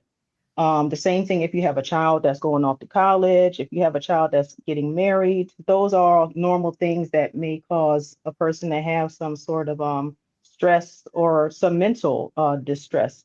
And so a lot of times as women, we think about those things, but men sometimes they don't recognize that it's a normal part of life. Then I wanted to say to just make sure that the brothers, you listen to those around you. Okay. Many times people that have mental illnesses or some sort of mental distress, they may not recognize that something's going on, but your friends and your loved ones, they are the ones that can pick up on it. So listen to your loved ones around you because they can sometimes let you know, that something is a little off. The next thing I wanted to say was just make sure you be kind to yourself. A lot of times we're just too hard on ourselves. So be kind to yourself and do something good for yourself. Women, we focus on this a lot, but the brothers sometimes they don't. So go get that massage, And that go get that pedicure. pedicure. Yes. Yourself. Have some time alone to also decompress, right? Sometimes our brothers work long, hard hours and there's so much going on. They may just need 20 minutes just to get in the house and sit down and have a moment of some quietness. And that's something that, we're taught, even as nurses, we're taught to go and have a minute to yourself before you go start engaging with your family and your loved ones to get all that stress off your mind. And the last thing I wanted to say was just we need more mentors for the young men in our communities. A lot of young men that have mental distress, sometimes they end up with hypertension just because nobody along the way was there to help them make better life choices. Mm-hmm. As a teacher, I've dealt with many male students who they have so much stress in their lives. They may be 30 years old now, but as a teenager, as a young man, they had all the ladies and now they got 5 baby mamas and it's just driving them over the edge. So I just feel like sometimes we need more mentors for our young men to help them avoid some of the unnecessary drama that they may find themselves in that can cause them, stress. And that's all I wanted to say. Thank you guys for hearing me. Awesome. Great point, Sister Safa. Thank you for your contribution. Thank you, sis. Appreciate you. Anyone else, Bobby Banger? You have any other words before I get into some Amazing. resources? Nope, I want to hear the resources. And I'd like to say peace and blessings to everybody. Yes. Facts. May the force be with you. May the force be with you. Oh my goodness. So Marcus said something concerning, um, barbershops. And I thought that was fitting because there actually is a program.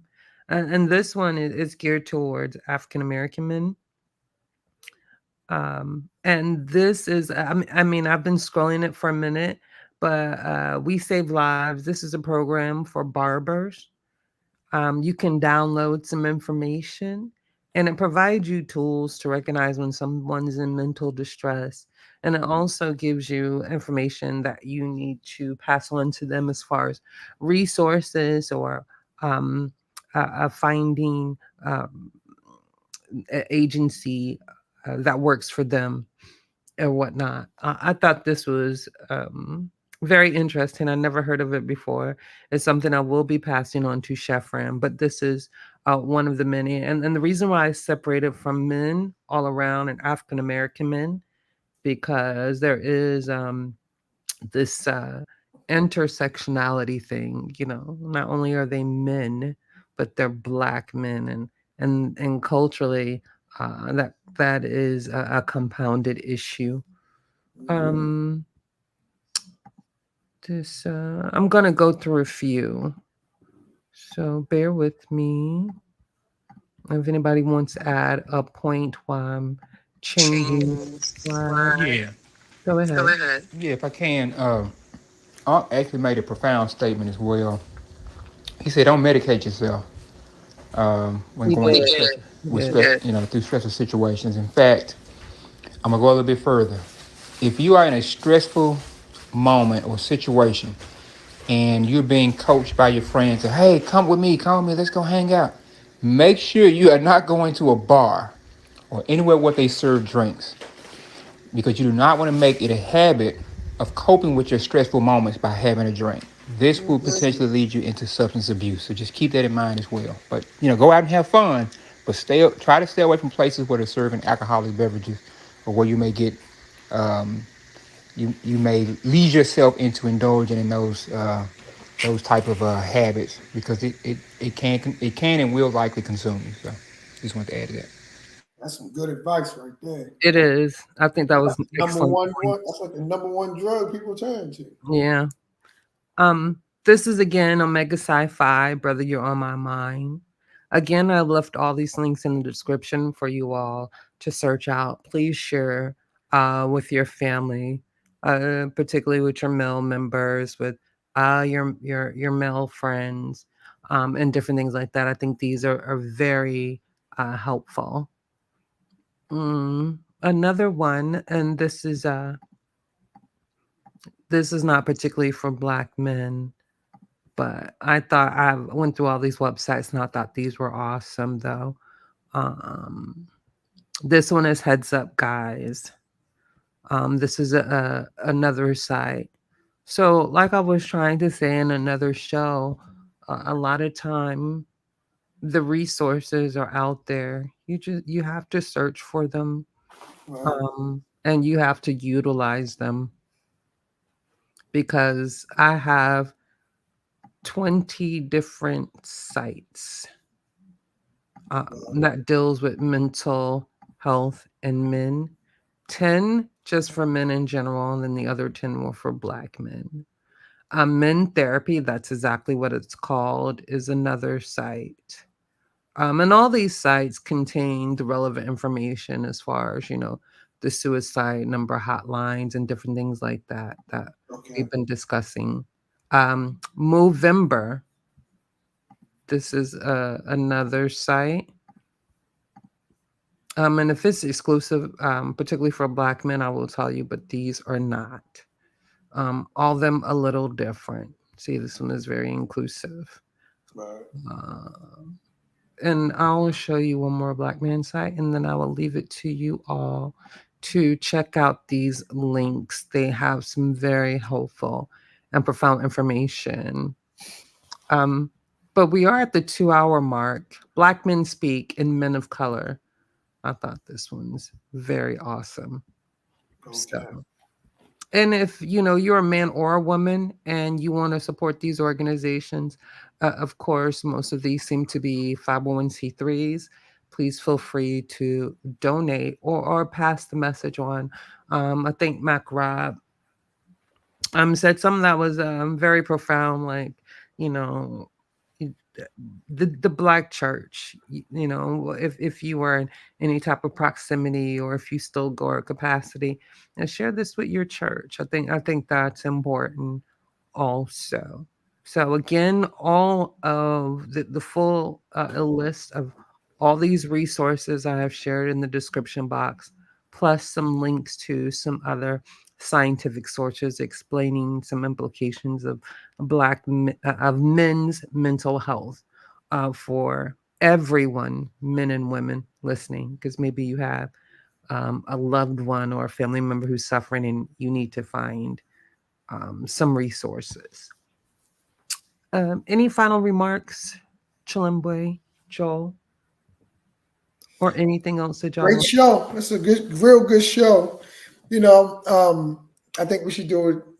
We should probably try to continue it. Especially since it goes along with the whole brain discussion, and we probably can get into some more of that. Right. I like to speak on something. Fetty dropped an interesting comment in the chat.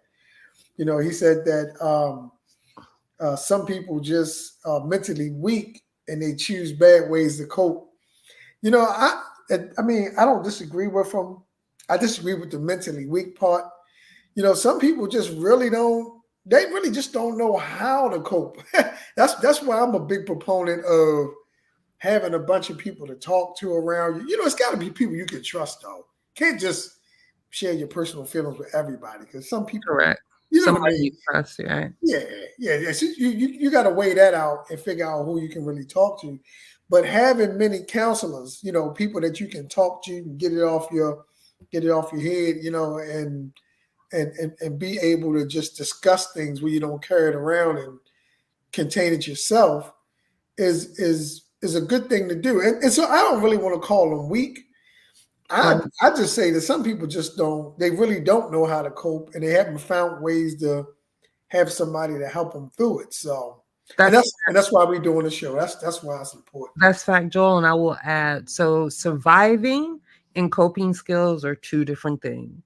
People, have instinctively surviving skills, but people have to be taught necessarily, positive coping skills. Understand that. Right. Yeah. Um, Chilimboy. So again, we live in a environment. This is the pseudo killers, and so we like to try to stay as accurate and promote scientific literacy. In this case, it's intelligence that we're really talking about, right?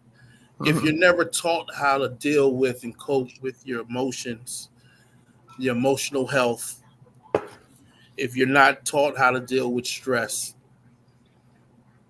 if you don't understand that the shifts in behavior, what they may represent, if you don't have never taught to look at your mental health as a mutable thing, that it Mhm. doesn't have that you don't have to stay the same, that at times it's okay to be sad, right? Mhm. It's okay to be angry. It's okay to experience life from different points of emotional states, that there can be something wrong with you, and that it's okay, and that you can talk about having issues or having problems, and keeping them bottled up, and refusing to see it as what it is, can lead to severe mental health challenges and problems. And that there's no cloak. I'm sure there's not a single family that has not dealt with an individual who had some form of mental health challenges, whether it's an aunt who is constantly depressed and drinks all the time, dealing with people with addiction. Remember, that's a disease. It's not clearly a action time thing. It's a disease. It's a mental health and physiological disease that exists. The Western society right now is looking at ways in which they've had such a large increase in mental health, anxiety, and depression. Some of them are pointing to something that is uniquely Western in Western society, especially in America. And that is a hyper individualistic viewpoint of the world. Some point that being that we evolved with social connections, the loss of having healthy social connections is leading to an increase in mental health challenges, especially in the youth. Not having those healthy friendships. I have friends who have been with me for a long time, and that journey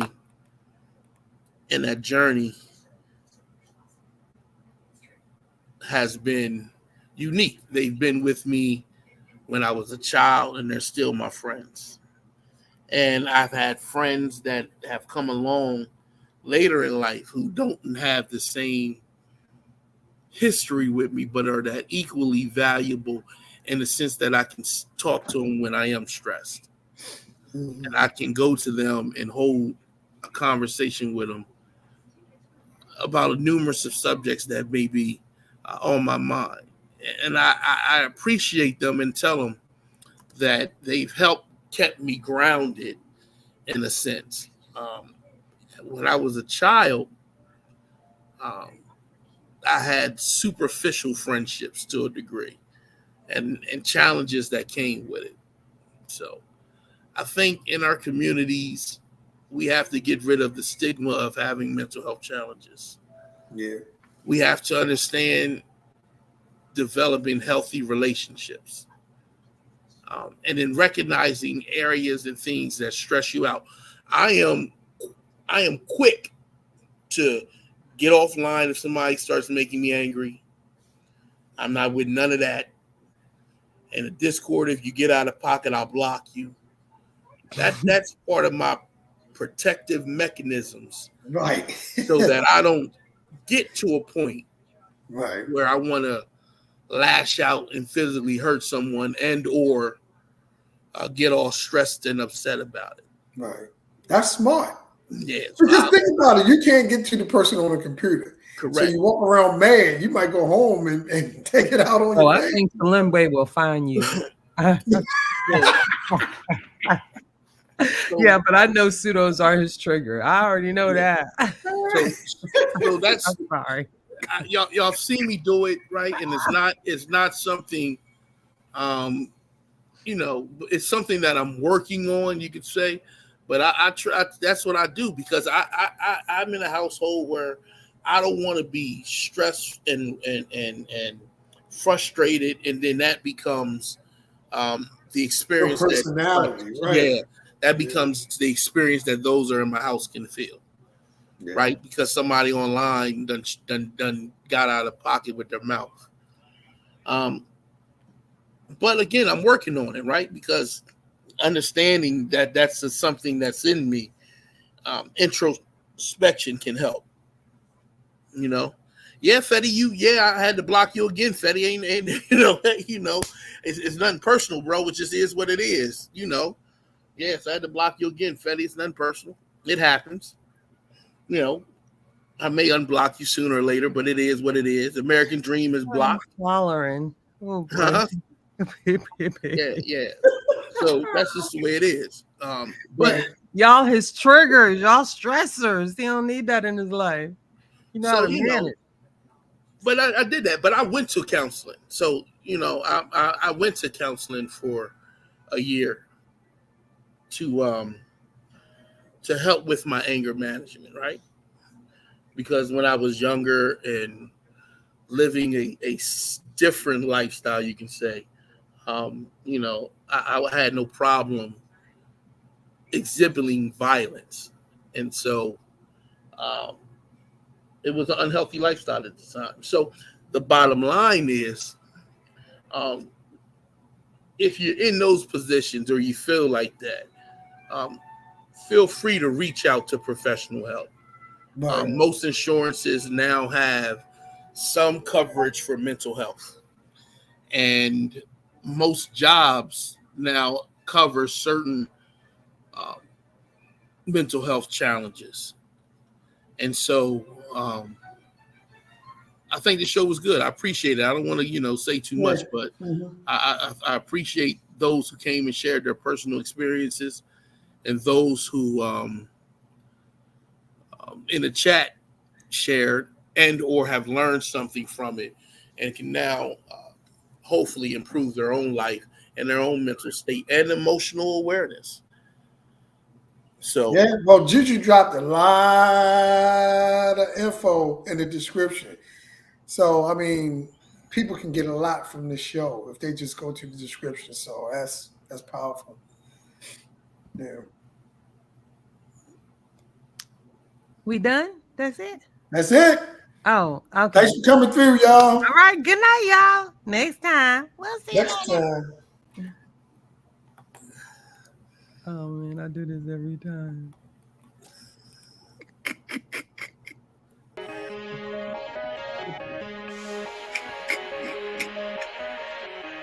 Oh, thank you to everybody who joined the panel and contributed to this conversation. And let's have a mental health awareness group like every month. Maybe. Y'all in? Let me know. Good night.